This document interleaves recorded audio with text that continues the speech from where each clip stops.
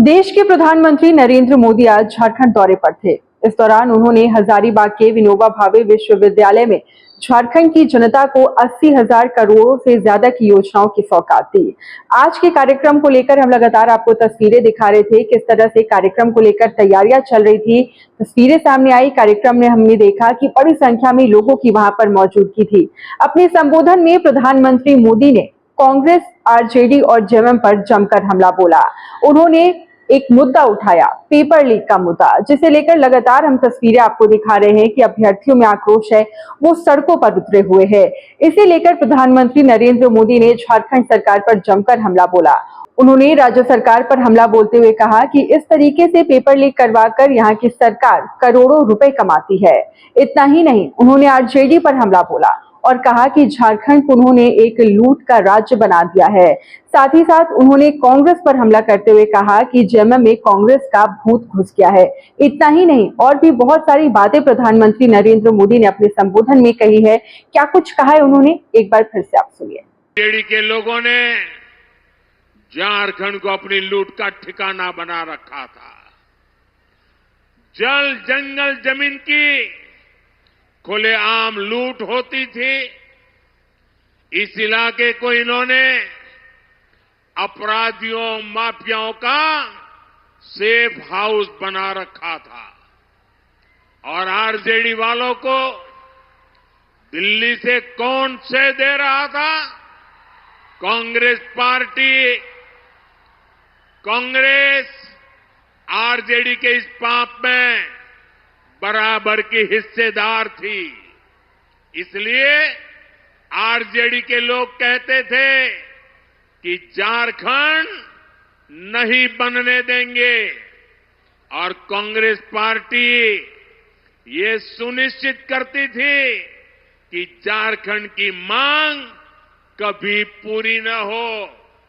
भाइयों बहनों, आज मुझे अफसोस है कि अब जेएमएम भी कांग्रेस और आरजेडी के रंग में रंग गई है।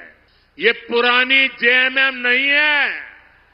आज जेएमएम पर कांग्रेस के इकोसिस्टम ने कब्जा कर लिया है।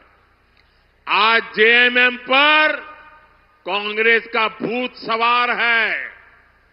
भाषा बदली, चरित्र बदला और अब ये झारखंड की आत्मा को ही बदलने चले हैं। प्रदेश सरकार के संरक्षण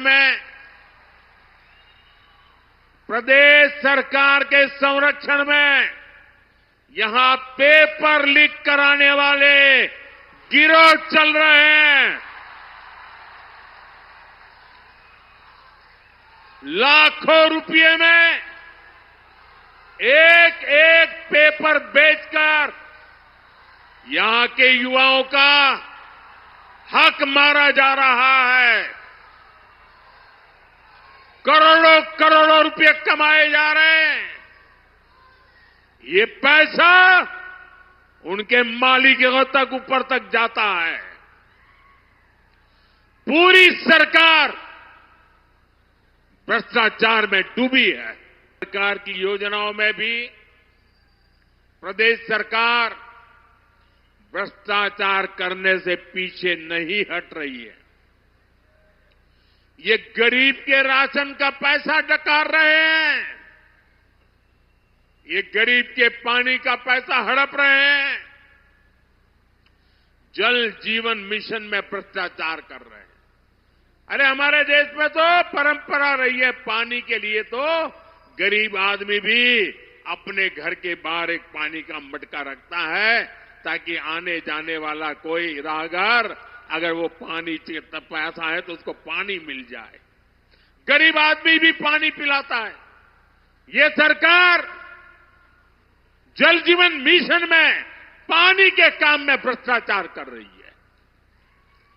भ्रष्टाचार का ऐसा खुला खेल, पैसे की ऐसी बंदरबाट, यहां कांग्रेस के नेताओं के ठिकानों से सैकड़ों करोड़ बरामद होते हैं। यहां नेताओं के नौकरों के घरों से भी करोड़ों रुपए पकड़े जाते हैं।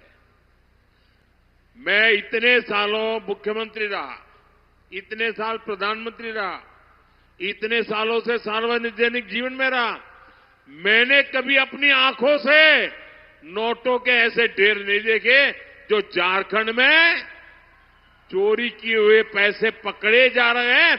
मैं वो ढेर टीवी पे देख रहा हूं। मुझे पता चला है पिछले 2 हफ्ते में झारखंड में हजारों ट्रांसफर हुए हैं। लोग बता रहे हैं इस ट्रांसफर पोस्टिंग उद्योग इनका बहुत बड़ा उद्योग है। ये ट्रांसफर पोस्टिंग के बहाने करोड़ों रुपये का खेल ये जेएमएम ने किया है। झारखंड की बेटियां, आदिवासी समाज की बेटियां इनके निशाने पर है कि नहीं है? साथियों, आप सबको ये खतरा दिखता है, आपको डेमोग्राफी में ये बदलाव दिखता है, लेकिन झारखंड सरकार को ये नहीं दिखता है। जो यहां के गांव के इंसान को दिखता है वो सरकार में बैठे लोगों को नहीं दिखता है। वो ये मानने को तैयार ही नहीं है कि झारखंड में जनसंख्या संतुलन बिगड़ रहा है, आदिवासियों की आबादी घट रही है। हालात ये है, हाईकोर्ट इस गंभीर मामले पर चिंता जता रहा है, लेकिन जेएमएम सरकार कोर्ट में हलफनामा दायर करने के घुसपैठ से इंकार कर देती है।